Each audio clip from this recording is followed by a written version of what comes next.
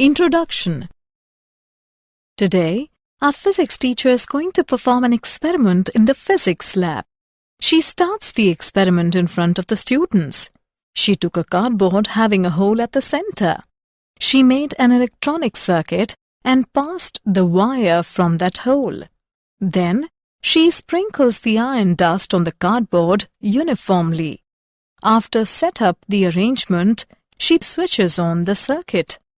When she switches on, some movement is shown in the iron dust particles and they start arranging in concentric circles pattern. She performed this experiment to show you the magnetic effect of current. You saw the iron dust particles arranged into the concentric circle pattern due to the magnetic field generated by the electric current. Students, today we'll study more about the moving charges and magnetism. Objectives. At the end of this lesson, you will be able to explain Oersted's experiment, define Lorentz force, define Fleming's left hand and Maxwell's corkscrew rule, calculate magnetic force on a current-carrying conductor, explain motion in combined electric and magnetic fields, describe cyclotron, define Biot-Savart law, calculate magnetic field on the axis of a circular current loop. Oersted's experiment. Oersted observed that a straight wire carrying electric current deflected a nearby magnetic compass needle. When the wire is held above the needle and the current flows from south to north, the north pole of the magnetic needle gets deflected towards the west. And when the wire is placed below the needle, the direction of deflection of the needle is reversed. The alignment of the needle is tangential to a circle centered on the wire. The deflection is stronger on increasing the current or bringing the needle closer to the wire. Iron filings sprinkled around the wire arrange themselves in circles concentric to the wire. Aurora borealis. It is a natural phenomenon displayed as magnificent colors in the sky in the latitudes near the poles. Electrons and protons mostly emitted by the sun during a solar flare are trapped in helical paths along the Earth's magnetic field. These particles become crowded near the polar regions where the Earth's magnetic field lines are closer.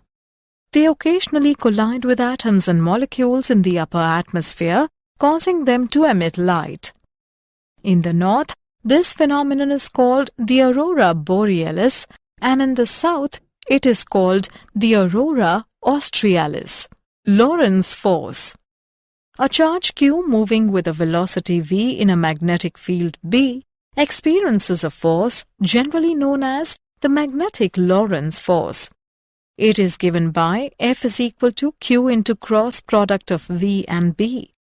In magnitude, F is equal to QVB sin theta. The magnetic force on a charged particle moving in a magnetic field has its maximum value when the particle moves perpendicular to the magnetic field. F max is equal to QVB. Minimum value when the particle moves in the direction of the magnetic field or opposite the field. F minimum is equal to 0. Fleming's left-hand rule. If the forefinger, central finger and thumb of left hand are stretched mutually perpendicular to each other, such that the forefinger may point field and central finger may point current, the thumb will show the direction of force. This rule is used for a current-carrying wire in a magnetic field, such as a wire on the armature of a motor. Maxwell's corkscrew rule. Imagine a right-handed corkscrew placed along the current-carrying conductor. If the screw is rotated so that it moves in the direction of flow of current, then the direction of rotation of the thumb gives the direction of magnetic lines of force. Assessment. Before proceeding further, let us know how much you have learned. Drag and drop the correct option.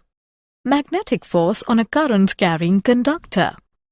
The moving charge carriers constituting a current in a conductor experience magnetic force when the conductor is placed in a magnetic field. We consider a segment of a conductor of uniform cross-sectional area A carrying a current I in a uniform magnetic field B. We consider a current element I dl of the conductor. The number of free electrons in the element dl of the conductor is NaDl, where N is the number density of free electrons in the conductor. The magnetic force experienced by the current element IdL is given by minus ENaDl into cross product of V and B, which is equal to I into cross product of dl and B, where I is the current in the conductor. The resultant force F on the conductor is the vector sum of the contributions of all the elements constituting the conductor. Now we get the result F is equal to I into cross product of L and B. The magnitude of magnetic force on the straight conductor is given by F is equal to BIL sin theta. Example. Let's take an example of magnetic force on a current-carrying conductor. A horizontal wire 0.1 meters long carries a current of 6 ampere. What magnitude and direction of magnetic field can support the weight of this wire, where mass is 3 into 10 raised to the power minus 3 kilogram? Let's see the solution. Here, the given values are L is equal to 0.1 meters, I is equal to 6 amperes, M is equal to 3 into 10 raised to the power minus 3 kilogram. Force due to magnetic field on current-carrying wire when the field is normal to the straight conductor is equal to BIL. Weight of wire is given by mg.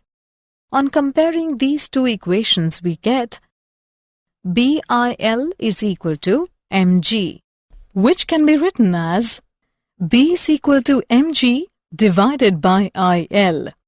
By putting the values and calculating, we get the value of B is equal to 0.49 Tesla. Hence, magnetic field of 0.49 Tesla can support the weight of the wire. Circular motion in a magnetic field. We consider a charge Q traveling in a uniform magnetic field B with a velocity v perpendicular to B. As the magnetic force always acts perpendicular to v, the velocity of the charge changes only in direction, but the speed v remains constant inside the field. The force having a constant magnitude and its direction is always at right angles to v gives rise to a uniform circular motion of the charge. The centripetal force required by the charge to describe a circular path is provided by the magnetic force. The radius of the circular orbit is given by mv divided by qb. Helical motion in a magnetic field. We consider the initial velocity v of the particle that makes an arbitrary angle with the field B. The velocity component parallel to the field remains constant, while the component perpendicular to the field results in a circular orbit. Radius of the helix is defined as the radius of the circular component of the orbit. Radius of helix is given by perpendicular component of velocity divided by frequency, which is equal to m into perpendicular component of velocity divided by qb. Motion in combined electric and magnetic fields. Velocity selector. If a charge with velocity enters a region where both electric field and magnetic field exist in such a way that the electric force and magnetic force are equal and opposite, then the charge will move undeflected in the fields. This can happen when velocity, electric field and magnetic field are mutually perpendicular to one another. Cyclotron. The cyclotron is a machine used for accelerating charged particles such as protons or ions to higher energies. Principle and working of cyclotron. Cyclotron works on the principle that a magnetic field can restrict a charged particle to move in a circular path with a frequency which is independent of its speed, whereas an electric field can accelerate it.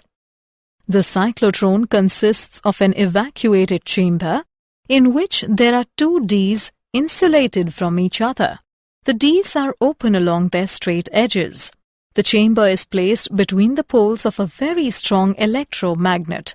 An electric oscillator establishes a high-frequency alternating voltage across the gap between the Ds. The source produces the ions to be accelerated. Suppose an ion with a positive charge Q and mass m is at the center of gap when D1 is at negative potential with respect to D2. The ion is accelerated across the gap by the electric field between the Ds towards D1. Inside a D, the magnetic field causes the ion to bend its path into a semicircle of radius r inside a D. Here, charge follow the given relation. QVB is equal to mv squared divided by r. The cyclotron frequency at which the ions circulate in the field is given by QB divided by 2 pi m. And time taken by the ion to complete a semicircle in a D is given by pi m divided by QB.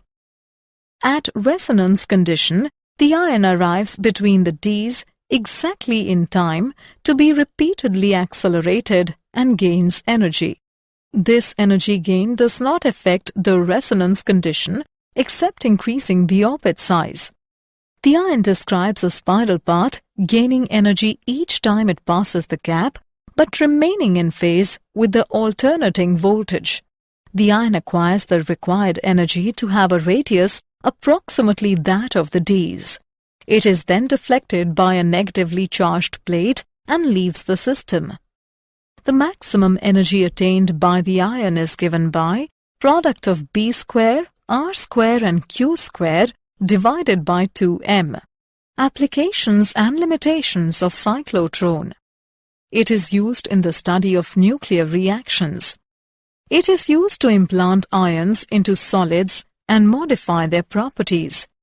It is used to produce radioactive substances which can be used in diagnosis and treatment of ailments.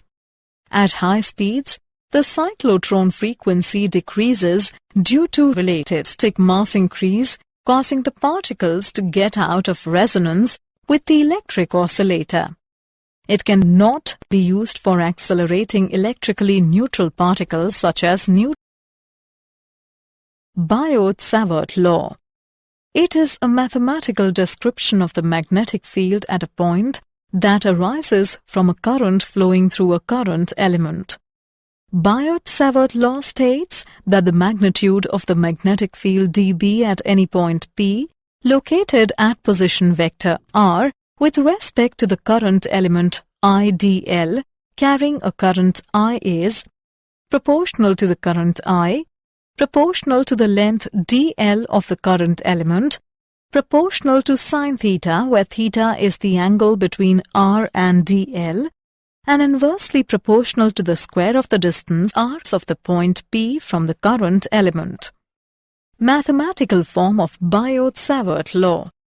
In mathematical form, dB is equal to k multiplied by I and cross product of dl and r cap divided by r square, where k is the proportionality constant and its value is given by mu naught upon 4 pi. Now Biot-Savart law becomes in vector form is given by dB is equal to mu naught upon 4 pi multiplied by I and cross product of dl and r cap divided by r square. And in magnitude form, dB is equal to mu naught upon 4 pi multiplied by I dl sine theta divided by r square. Magnetic field on the axis of a circular current loop. Consider a circular loop of radius r through which current I is flowing.